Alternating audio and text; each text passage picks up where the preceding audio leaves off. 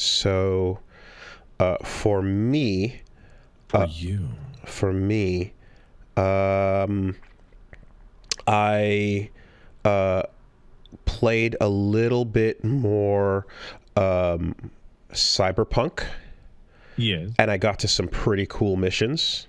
Yeah. There were a number of nice missions. Like, it was one of those ones where like I got a bunch of calls in a row, and playing them, and I watched as people popped off one after the other for each call. Was like, hey V, call me back. Some cool shit over here, and everyone's like, oh shit. And yeah, you know what? I'll talk about it in this order because this is actually going to be relevant for the next subject.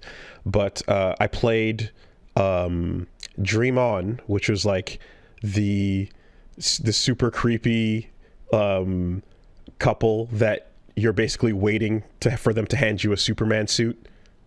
Okay. You know, or waiting for the husband to put on the Superman suit, actually, you know. Oh, I see. And that was a pretty solid one. Just good bit where you kind of know, like, there's no solving this in any way that's gonna make anyone feel good, but that It'll probably make one person feel good. well, unfortunately or unfortunately, the quest does not go that way, but it sure did feel like it was.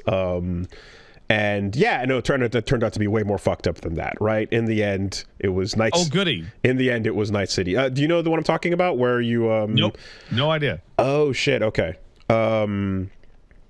Basically, you meet up with this couple, and they're like politicians, and you know there's a whole like mayor assassination plot going on, and you're trying. It's the one that introduces you to the cool buddy cop that you also hang out with for the hunt.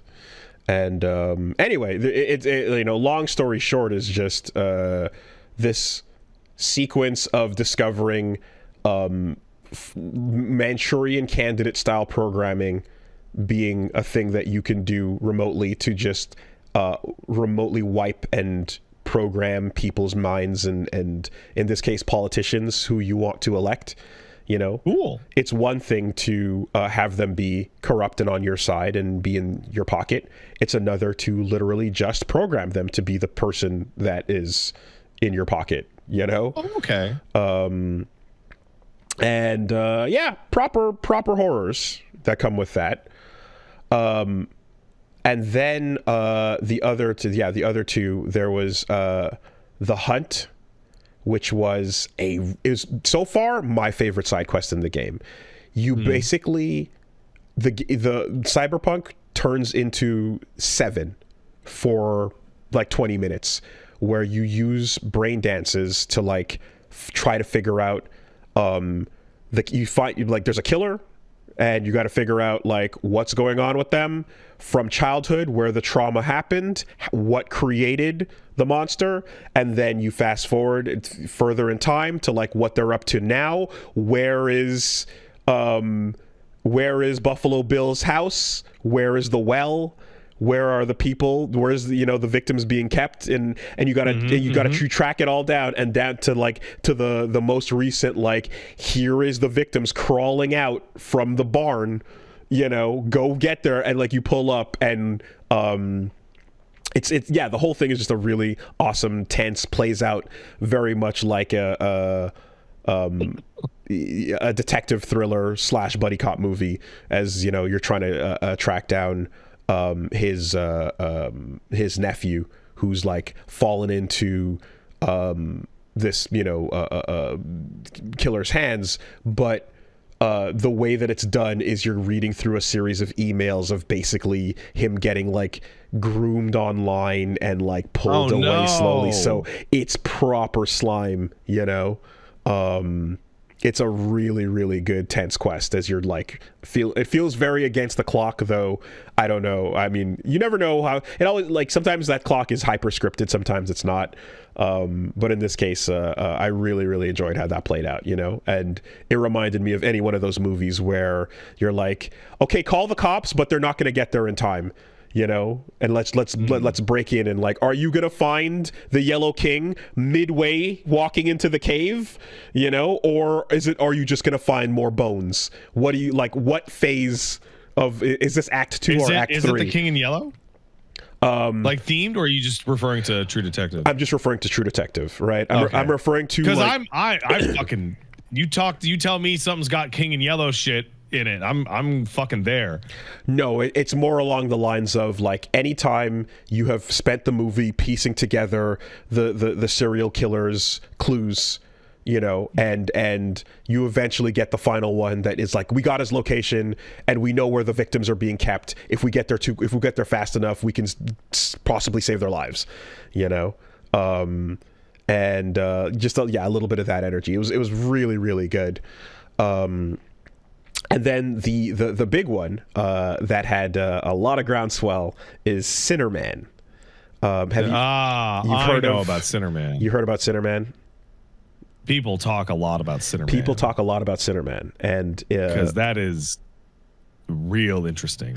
And I think it took a second for me to, like, I'm like, why are people popping off so hard about me playing this quest? And it was like, oh, because when we first played Binding of Isaac, and I had that reaction to the intro, that is something. Yeah, Binding of Isaac attacked you.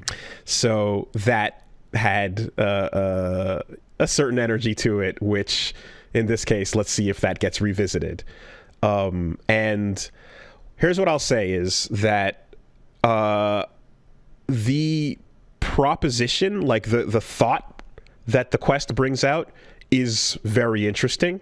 I think the what it poses in terms of, like, you know, the context of religion in Night City, right, is something that there's a discussion there. Is even religion safe from Night City's human dysmorphic society? No, it's not. I was certainly having none of it. You know, I mean, the character you meet gives you very little to lean into deliberately, you know, and makes a proper repulsive dude. And I think you know, the one thing I heard from people is that, like, you can just, like, blow them away on the walk up to the quest and, like, end it there. But, like, for the most part, once you're on the ride, you're kind of just locked into the ride, you know? So here, and by the end of it, I guess I was kind of like, I wish it wasn't so on rails while bringing this discussion up, right? Mm-hmm. In some ways, Sinnerman is like a Serbian film.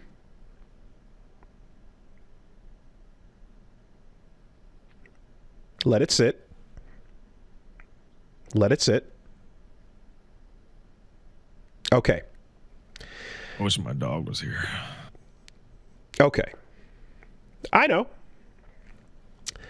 So when the government is so thoroughly corrupt that your death can be as commodified as your life, you have to question, what the fuck is faith? What is ethics? What's morality? What does all that mean? What's the point? What kind of life can you live in a world where, beginning to ending, every aspect of it can be packaged and sold? Right? In this particular case, I don't know, man, who I'm talking to weekly to describe every part of our lives for financial gain. I just don't know. Right? Because sometimes I eat cookies and then I play with my baby, and that seems pretty good. Yeah. And and that bit where it's like, okay, the most horrendous parts of a Serbian film are to be filmed and sold to the highest bidders who want that premium entertainment, right? That primo, those BDs with the real feelings. Gotta get the real feelings. He believes his bullshit, and that's why this recording is worth so much, you know? The more, which actually makes perfect sense. The more diluted, the better, right? Very, very interesting. I wish that once the quest started, that you weren't just on rails and then out, because it feels as if like you don't fully get the ability to chew on that concept, because you kind of have to play it out in like either you get off the ride or you go where it's taking you kind of way. And I think as well, I know I've seen like some feedback where some people that are like, people that currently still have faith are very shook by that quest. It's kind of like, you know, hitting Ava and hitting your first JRPG biblical analogy, going, oh my god, the blasphemy, this is crazy, right? It takes it really far because it's a fucking horrendous character, and you can blaspheme pretty hard in a cyberpunk scenario. And you have that mother who is in you have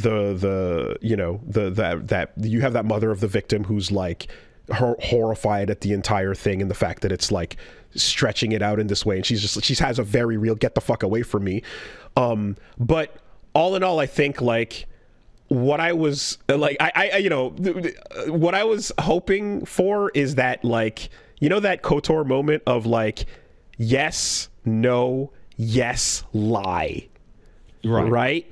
And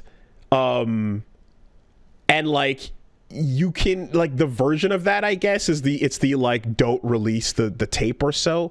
But like, I wish there was more to all of that.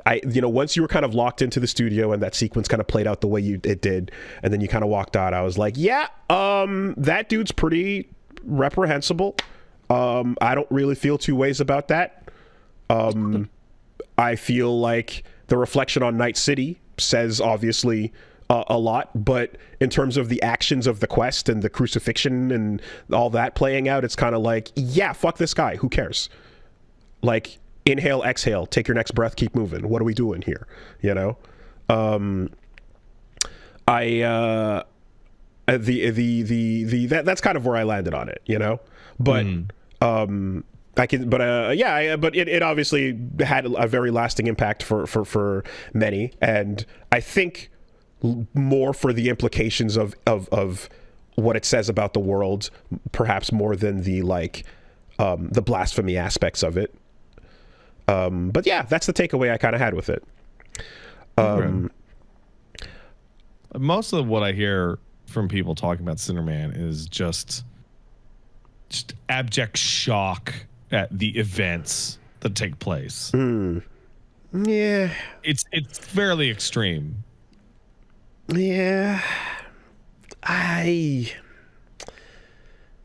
didn't find that to be shocking. I kind of just, it's like you're on the ride with a horrible person, and the commodification of his death, and like that, yeah, sort of. But again, like I think that there's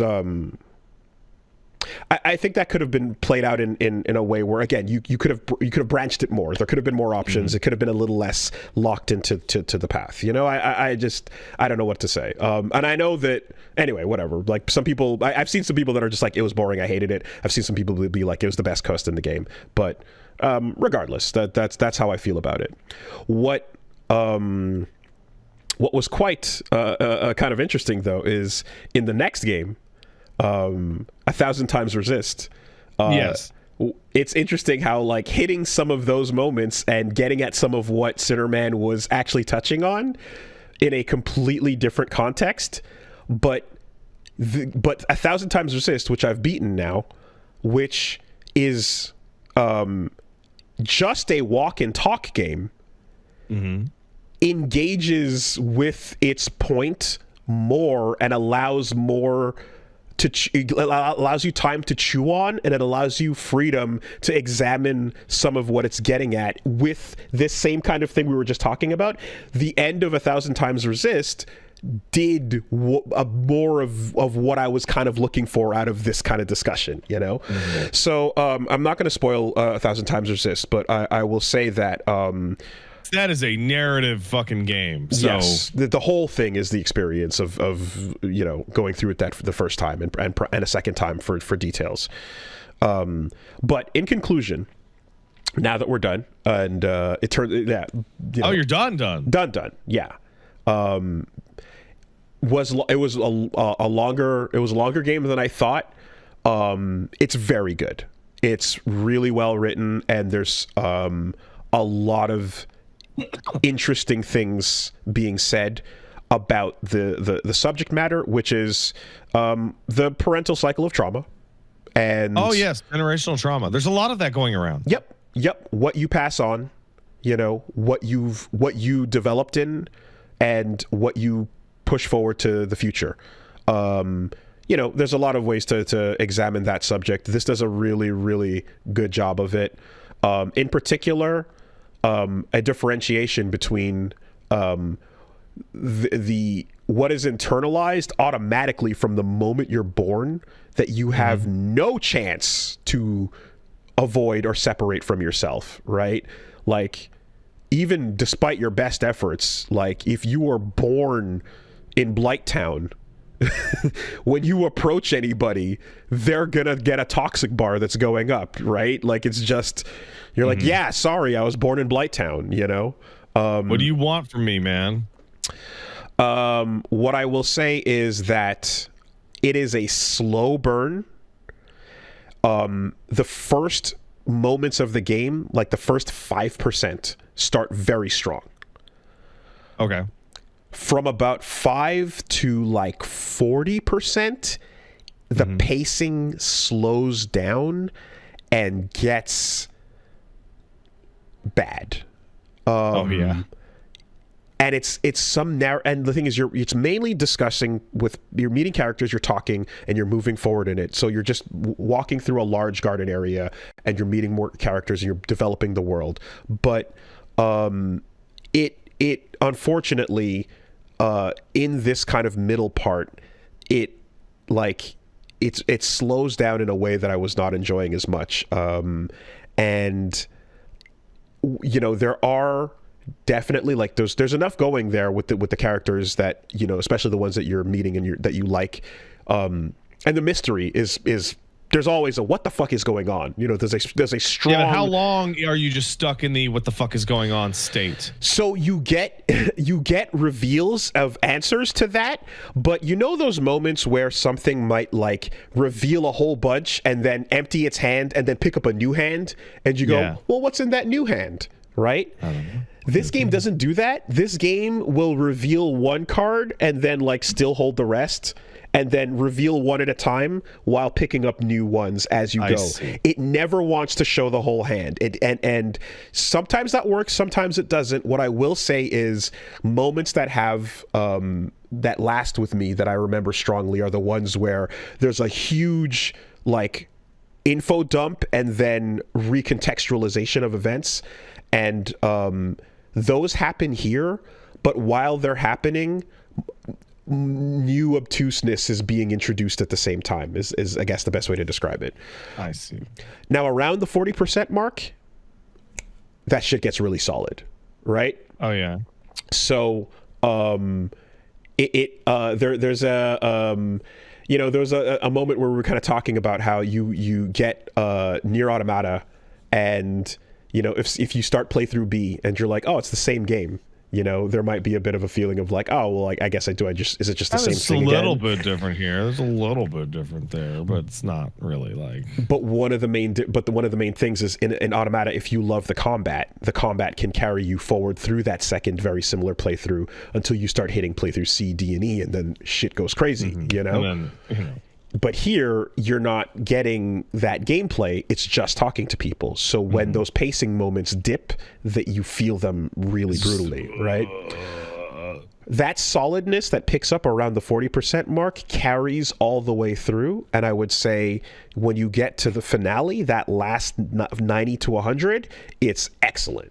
The finale is fantastic. So how much would you describe in the game's total runtime is like push through time? About half of it. That's rough, man. That's a lot. The thing is there's an asterisk there, which is if you love some of these characters a lot and are charmed by them, you can the gravity of that will pull you. Do you know what I mean? Like, it depends on how much you like the cast. I will say that if you're digging them, like I was digging the cast, I wasn't super locked in until much later. I was digging the cast, and that made the pacing feel the way it did. And then, you know, getting full reveals, understanding motivations, getting the multiple angles of what they're about and why they're doing what they do makes me go, oh fuck, okay, I'm really interested in finding out more about, you know, where this is going and why and what's happening here. But overall, it's a short, you know, for being longer than I thought, it's still a pretty short game and worth experiencing. Just know this, that you're playing a visual novel with walking in between. And yeah, you're gonna, you know, that push through moment or phase of it really depends on if you love the characters you're seeing and you're just like, I just want to know more and I'm all in on them, then you won't feel that. But if you are like me, then you do feel like the weight of like, all right, now we got to hit this other side of the garden. Okay, let's go through this sequence. How long is the game? I mean, it's 10 chapters, and I think if you're not let's playing it, you know, and doing fucking Inception episodes, probably like 10 hours, maybe. Okay, you know? That changes the context, because I know you've been playing it for a while. Yeah, and there were certainly 13 Sentinels moments of like going and watching myself play it to piece together the timeline and what's happening.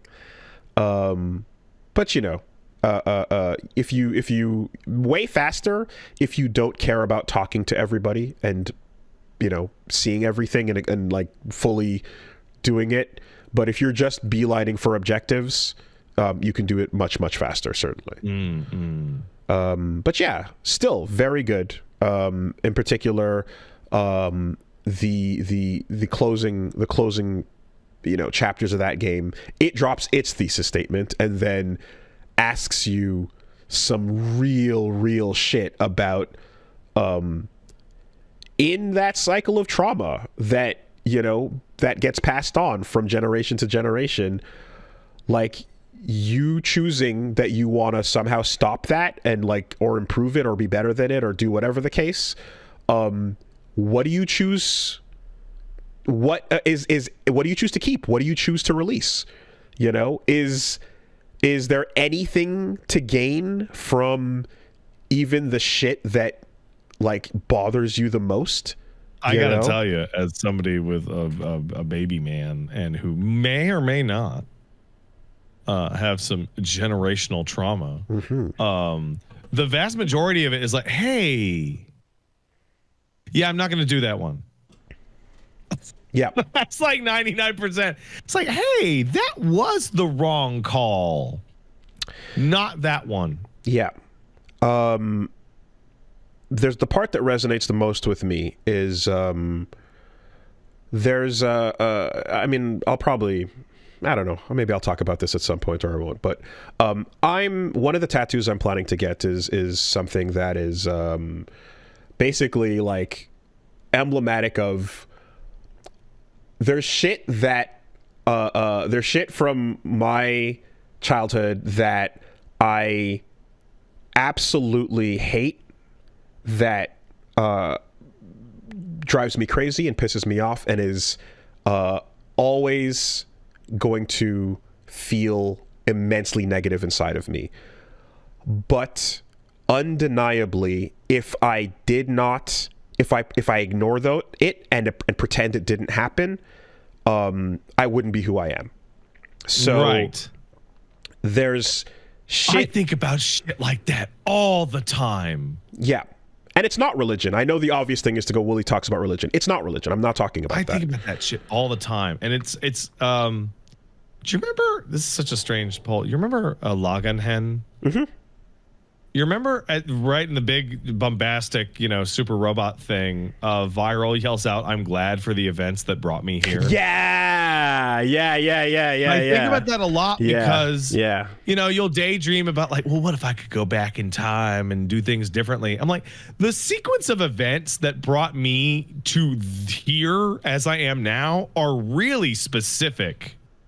Yeah. I don't think I would ever be able to get to this good spot if I was trying to do it on purpose. Yeah.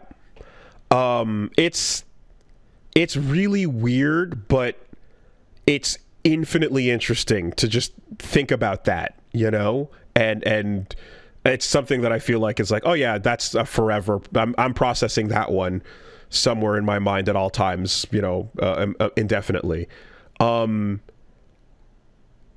It's there's a moment there's something like that happens in Vagabond that is my favorite moment of my favorite manga. That is why I'm so in love with that story.